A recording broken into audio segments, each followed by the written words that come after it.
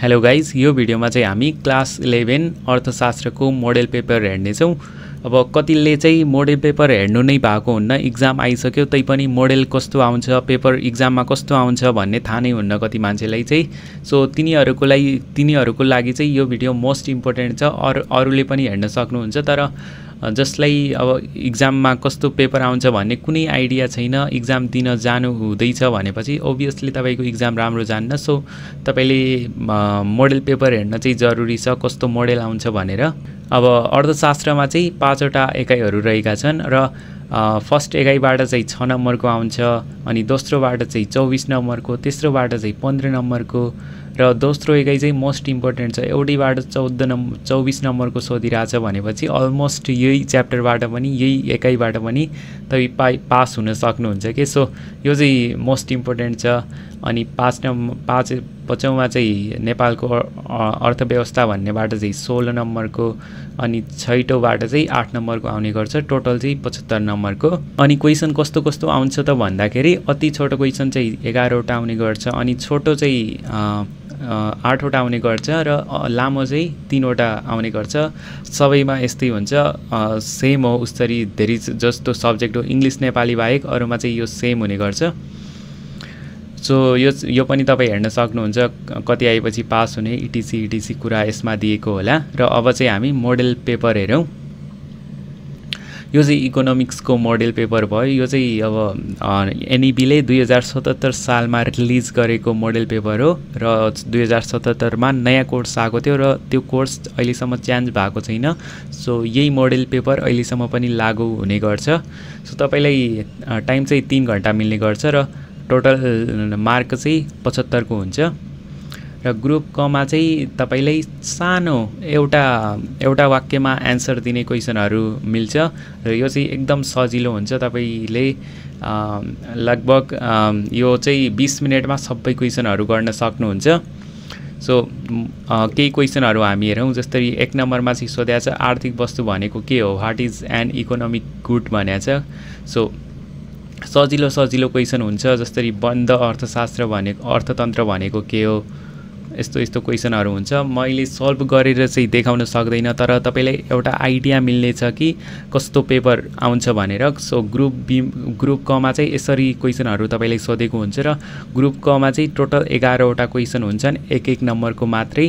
So यसमा तपाईँले धेरै टाइम नदिनु होला। यसमा तपाईँले बढीमा बढी 25 मिनट दिनु होला, त्योभन्दा बढी चाहिँ नदिनु होला। त्योभन्दा बढी दिनुभयो भनेपछि तपाईँलाई नै घाटा हुन्छ। तपाईँलाई यो जस्ट 11 नम्बरको भनेपछि तपाईँलाई 64 नम्बरको क्वेसनहरू लेख्न टाइम नै मिल्दैन। सो यसमा चाहिँ तपाईँ कम टाइम दिनु होला, छिटोभन्दा छिटो सक्ने ट्राई गर्नु होला। र यसमा चाहिँ लामो उत्तर दिने नै होइन, बढीमा बढी 2 लाइन 3 लाइन त्यस्तै उत्तर दिने हो, त्योभन्दा बढी चाहिँ नदिनु होला। अनि ग्रुप बीको कुरा गर्नुपर्दा चाहिँ ग्रुप बी चाहिँ एकदम इम्पोर्टेन्ट छ। किन भनेपछि 40 नम्बरको यताबाट सोधिन्छ, 75मा 40 नम्बरको मात्रै यो ग्रुप बीबाट सोधिन्छ भनेपछि यो एकदम इम्पोर्टेन्ट छ। सो यसमा चाहिँ तपाईँले अलिकति लामो उत्तर चाहिँ दिनै पर्यो, किन भनेपछि एउटै क्वेसन 5 नम्बरको हुने गर्छ। सो केही 2टा क्वेसन चाहिँ तपाईँलाई ओरमा पनि मिल्छन्। जस्तै 12 नम्बरमा ओरमा मिलेछ भनेपछि यो गर्दा पनि भयो, यो गर्दा पनि भयो। अब यो म यस्तो सिम्पल कुरा म किन भनिरहेको छु भनेपछि कति विद्यार्थीलाई थाहा नै हुन्न। 11मा पढ्दाखेरि कति विद्यार्थीहरू सिरियस नै हुन्नन्, पढाइको केही मतलबै हुन्न, इक्जामको पनि खासै मतलब हुन्न, किन भनेपछि कलेजले पास गराइहाल्छ। सो हेरेकै हुन्न, मोडेल पेपर हेरेकै हुन्न। अब त्यसैले म यो बेसिक कुराहरू पनि भनिरहेको छु।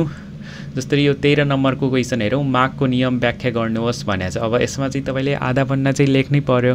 आधा पन्नाभन्दा कम लेख्नुभयो भने चाहिँ तपाईँलाई मार्क मिल्दैन, ओभियसली तपाईँलाई कम नम्बर मिल्छ।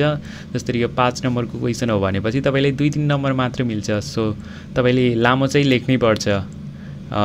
यो छोटो क्वेसन भने पनि तपाईँले लामो चाहिँ लेख्नै पर्छ, किन भनेपछि 5 नम्बरको क्वेसन हो। अनि अरू क्वेसन पनि तपाईँ हेर्न सक्नुहुन्छ यता।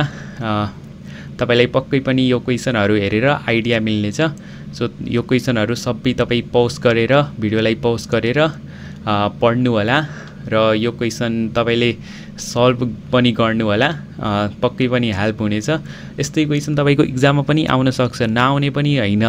यही क्वेसन आउन सक्छ तर भ्यालुहरु चाहिँ ओबियसली चेन्ज हुन सक्छ, तर कति क्वेसनहरु मिल्न पनि जान्छ। जस्तै अलग तरिकाले सोध्न सक्छ यही क्वेसनलाई मार्कको नियम व्याख्या गर्नुहोस्लाई अलिकति मोडेल चेन्ज गरेर क्वेसनको मोडेल चेन्ज गरेर सोध्न सक्छ। सो मुद्राका कार्यहरू उल्लेख गर्नुहोस् भनेको छ। अब यसमा कतिवटा गर्ने भन्ने तपाईले कन्फ्युजन हुन सक्छ। अब कतिवटा कार्य उल्लेख गर्ने भनेपछि 5 वटा गर्ने, मिनिमम 5 वटा चाहिँ गर्नै पर्यो। किन भनेपछि 5 वटा गर्नुभयो भनेपछि तपाईलाई एक नम्बर 5 वटाबाट मिल्छ, टोटल 5 नम्बरको भयो। सो 5 भन्दा कम गर्नुभयो भनेपछि जस्तै 3 गर्नुभयो भनेपछि 3 नम्बर मात्रै मिल्छ। सो यो चाहिँ तपाई ख्याल गर्नु होला। सो ग्रुप बी चाहिँ यो पुरै भयो, यो चाहिँ तपाई हेर्नु होला। अनि ग्रुप ग हेरौँ हामी। ग्रुप ग मा चाहिँ 3 वटा मात्रै क्वेसनहरु हुन्छन् र यो चाहिँ one of the most important हो। किन भनेपछि यसमा चाहिँ एउटै क्वेसन 8 नम्बरको हुन्छ। सो तपाईले छोड्दै नछोड्नु होला। यो चाहिँ तपाईले लगभग गरेकै क्वेसन हुन्छ। किन भनेपछि ग्रुप सी मा चाहिँ फिक्स क्वेसन आउँछ के, ठिक्क यो क्वेसन आउने भन्ने हुन्छ। त्यो प्र्याक्टिस गर्नु भएको छ भनेपछि तपाई मज्जाले यो क्वेसन गर्न सक्नुहुन्छ।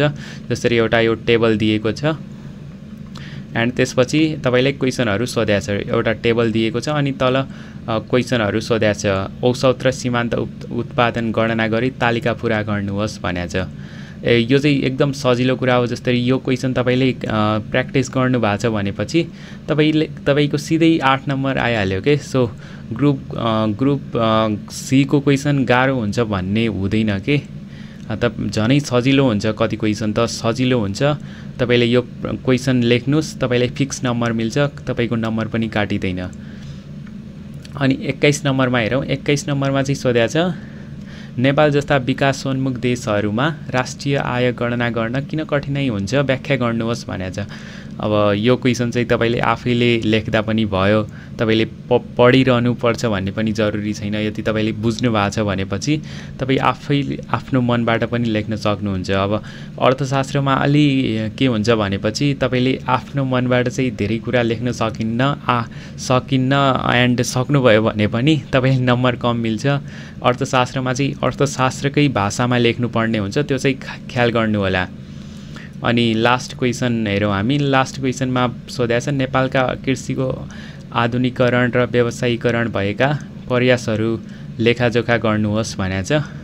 यसमा पनि तपाईले 1 पन्ना जति त लेख्नै पर्यो, नत्र तपाईलाई कम नम्बर मिल्छ।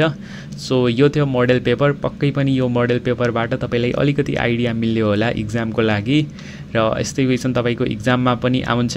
सो ख्याल गर्नु होला र तपाईहरुलाई अल द बेस्ट एक्जामको लागि। ल त थ्यांक यू।